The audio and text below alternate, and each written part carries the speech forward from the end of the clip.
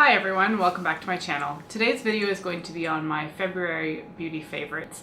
And I used to do favorites on the blog, but for some reason I stopped doing them, and I think it might be because it's just, in practice it's a little bit more difficult to photograph the items you love, edit the photos, put them online, and then type it out. For me, favorite seems more like it's more enjoyable as a video format, because then I get to hold the product up that I love, tell you what I like about it, which you can type out, but I don't know, it feels more personal to actually talk about the item while I'm holding it, while I'm talking to you. So that's what today's video is going to be on. The first item that I've been loving throughout the month has been the Joe Fresh bronzer in Sand. And partially because I love it, because it's matte and it's pale, and the product is easy to blend and stuff like that. But the other reason I'm loving it so much is that I've hit so much pan that it becomes more and more exciting to use it every day.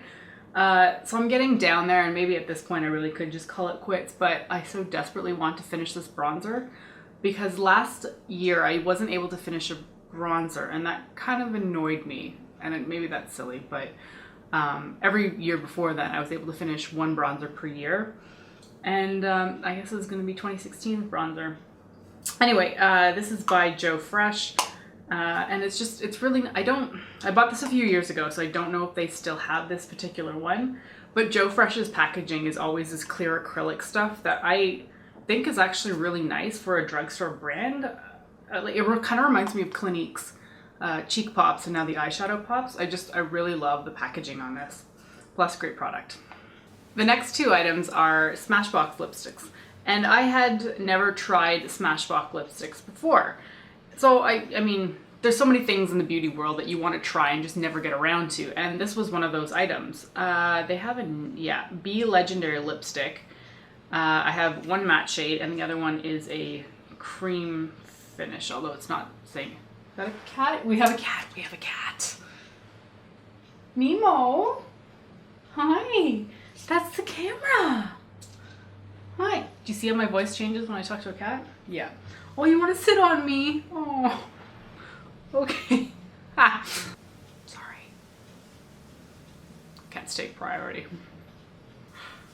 Hi, sweetie. I'm trying to make him sit so I can keep talking. There we go. Nemo. Okay, he's on my lap, so I might have a little tail coming up every now and then. I don't even know where I was at this point. Anyway, the Smashbox B Legendary lipsticks.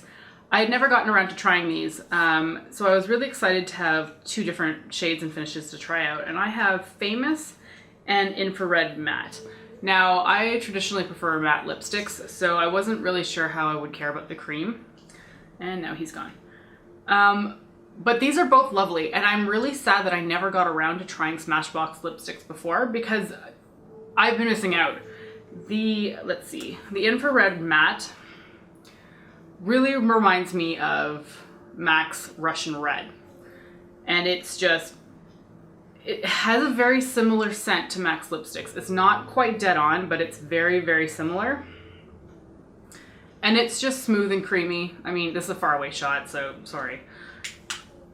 But they're just really nice. And same thing with the nude is nude's called Famous. I wasn't really sure if I was gonna like the sort of peachy brown kind of shade. I mean, nudes are really difficult, but they're both amazing. And the one thing that I like especially about the Famous shade cream, the shade Famous that is a cream finish, is that it's got a bit of a tacky texture to it.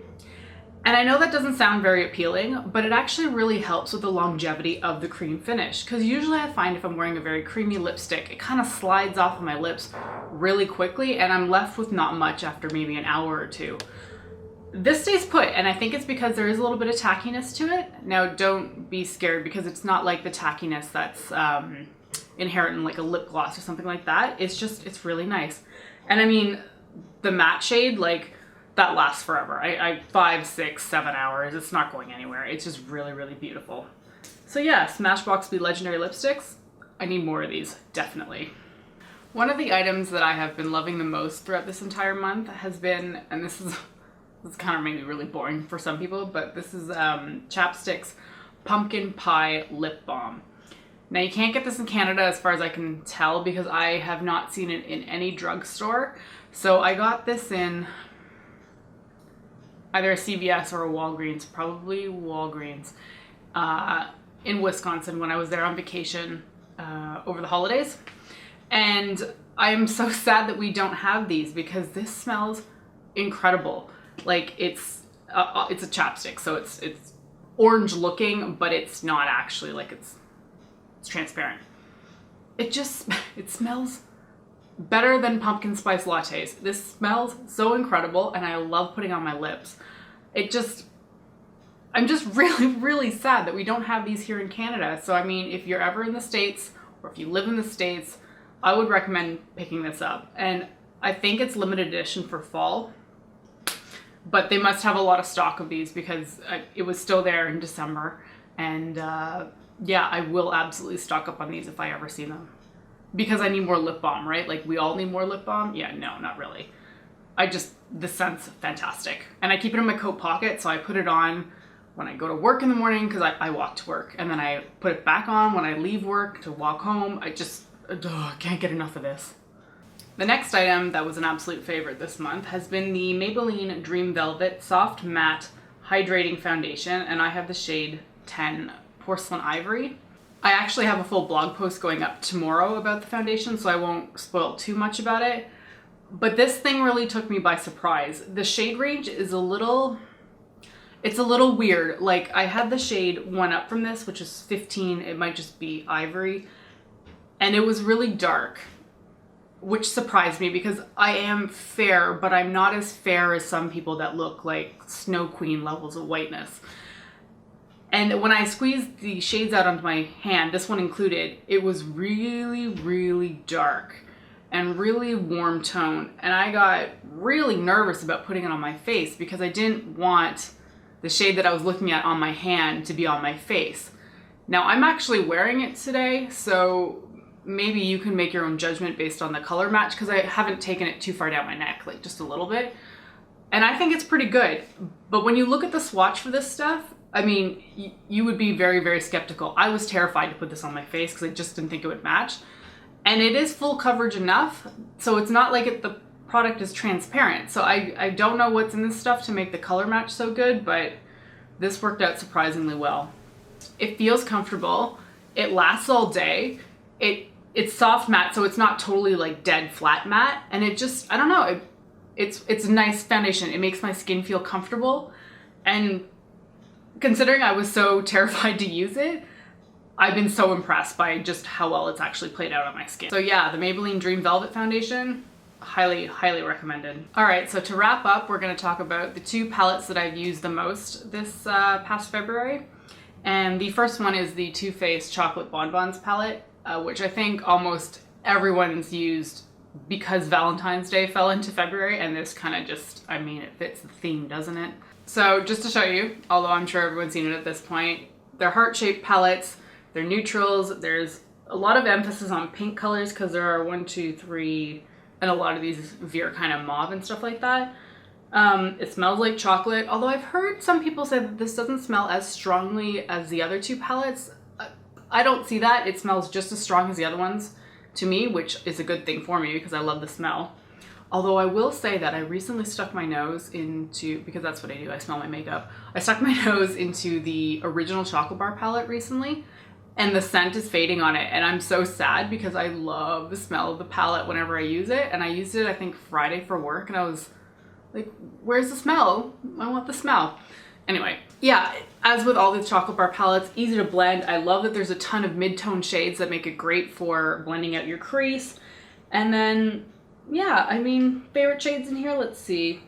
Probably Cafe au lait, and then Bordeaux was excellent. I don't steer towards the pink colors very much because it's just not, it's not me. So that was the first palette I really enjoyed in February.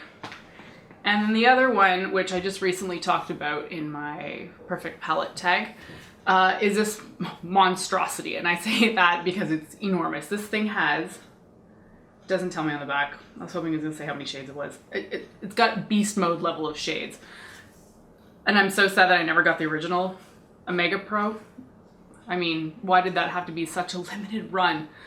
So when I was in the US also in December, I had to pick this up because, I mean, I didn't own anything by LORAC at the time. Did I already mention that? This is the LORAC Mega Pro 2.